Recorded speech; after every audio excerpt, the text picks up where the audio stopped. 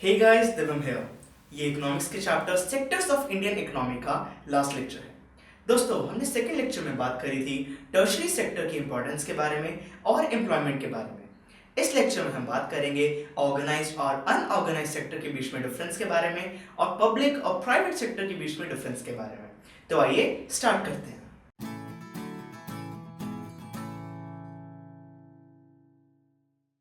सबसे पहले हम बात करेंगे ऑर्गेनाइज्ड और अनऑर्गेनाइज्ड सेक्टर में डिफरेंस के बारे में। दोस्तों, ये डिफरेंस मैं आपको टैबुलर फॉर्म में समझाऊंगा, तो आइए देखते हैं। ऑर्गेनाइज्ड सेक्टर को गवर्नमेंट रजिस्टर करती है, पर अनऑर्गेनाइज्ड सेक्टर को कोई रजिस्टर नहीं करता। ऑर्गेनाइज्ड सेक्टर में दोस्तों टर्म्स ऑफ एम्प्लॉयमेंट फॉलो की जाती हैं, पर अनऑर्गेनाइज्ड सेक्टर में कोई भी टर्म्स ऑफ एम्प्लॉयमेंट फॉलो नहीं की जाती। ऑर्गेनाइज सेक्टर में फैक्ट्रीज एक्ट और मिनिमम वेज एक्ट ये फॉलो किए जाते हैं, पर अनऑर्गेनाइज्ड में ये सब एक्ट फॉलो नहीं किए जाते।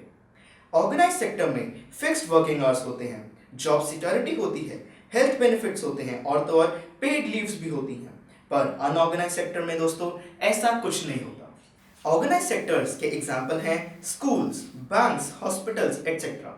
और अनऑर्गेनाइज सेक्टर के एग्जांपल्स हैं shop workers, vendors, factory workers etcetera. तो दोस्तों, इकोनॉमिक और सोशल डेवलपमेंट के लिए अनऑर्गेनाइज सेक्टर के वर्कर्स को प्रोटेक्शन देना बहुत इंपॉर्टेंट है। दोस्तों, अब बात करते हैं पब्लिक और प्राइवेट सेक्टर के बीच में डिफरेंस के बारे में। ये डिफरेंस भी हम टैबुलर फॉर्म में समझेंगे, तो आइए देखते हैं। पब्लिक सेक्टर को गवर्नमेंट कंट्रोल करती है, पर प्राइवेट सेक्टर को कोई इंडिविजुअल या कोई फर्म कंट्रोल करता है। पब्लिक सेक्टर का एम है पब्लिक वेलफेयर, पर प्राइवेट सेक्टर का एम है मैक्सिमम प्रॉफिट्स।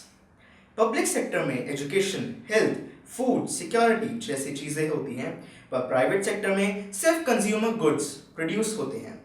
पब्लिक सेक्टर के एग्जांपल्स हैं इंडियन रेलवेज, बीएसएनएल एक्सेट्रा, और प्राइवेट सेक्टर के एग्जांपल्स हैं रिलायंस, टिस्को एक्सेट्रा। तो दोस्तों, ये था पब्लिक और प्राइवेट सेक्टर के बीच में difference. I hope it's clear to you. This was all about this lecture. अब इस चैप्टर को हम रिवाइज करते हैं। दोस्तों, हमने लेक्चर 1 में प्राइमरी, सेकेंडरी और टर्शरी सेक्टर के बारे में पढ़ा था। प्राइमरी सेक्टर में वो एक्टिविटीज इंक्लूड की जाती हैं जो एग्रीकल्चर से रिलेटेड होती हैं।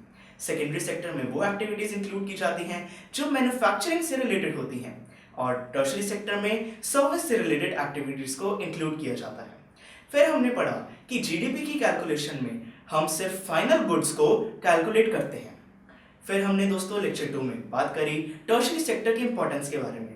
हमने पढ़ा कि इंडिया में जीडीपी कैलकुलेशन में अब टर्शरी सेक्टर का 50% से ज़्यादा कंट्रीब्यूशन है। फिर हमने बात करी एम्प्लॉयमेंट के बारे में। हमने पढ़ा डिसगाइज्ड अनएम्प्लॉयमेंट के बारे में और उसके कुछ मेजर्स के बारे में जिससे कि हम एम्प्लॉयमेंट क्रिएट कर सकते हैं, जिसमें हमने नरेगा के बारे में पढ़ा था। और ये लेक्चर 3 था, और इसमें हमने बात करी ऑर्गेनाइज्ड और अनऑर्गेनाइज्ड सेक्टर के बीच में डिफरेंस के बारे में, जिसमें हमने पढ़ा कि ऑर्गेनाइज्ड सेक्टर गवर्नमेंट में रजिस्टर्ड होता है, पर अनऑर्गेनाइज्ड सेक्टर नहीं होता। ऑर्गेनाइज्ड सेक्टर में सारे रूल्स और रेगुलेशंस फॉलो किए जाते हैं, पर अनऑर्गेनाइज्ड सेक्टर में नहीं किए जाते। फिर हमने बात करी पब्लिक और प्राइवेट सेक्टर के बीच में डिफरेंस के बारे में। पब्लिक सेक्टर गवर्नमेंट कंट्रोल करती है और उनका एम है पब्लिक वेलफेयर, पर प्राइवेट सेक्टर कोई इंडिविजुअल या कोई फर्म कंट्रोल करती है और उनका एम है मैक्सिमम प्रॉफिट। दोस्तों, I hope this chapter was clear to you. This is the end of economics syllabus for term 1। I hope it's clear to you. अगर कोई भी डाउट है guys, feel free to contact me. Please comment, share and subscribe to the channel. Thank you for your time and work hard.